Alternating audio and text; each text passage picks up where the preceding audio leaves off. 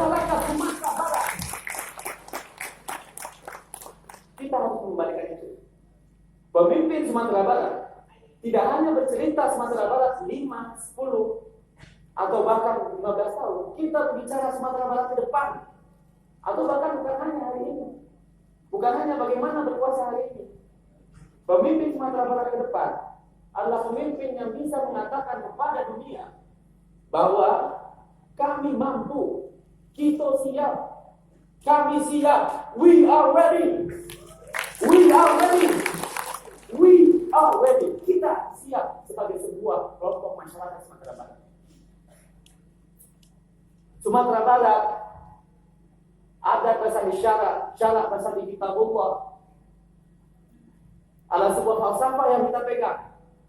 Kita dukung perda syariah. Kebersihan adalah sebagian dari iman. An-nazafatu minal iman.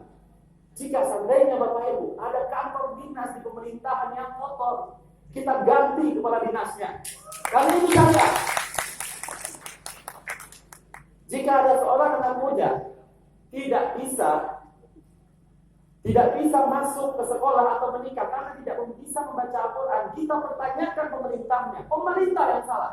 Pemerintah bertanggung jawab agar setiap anak muda di Sumatera Barat mampu membaca Al-Quran. Itu syariah.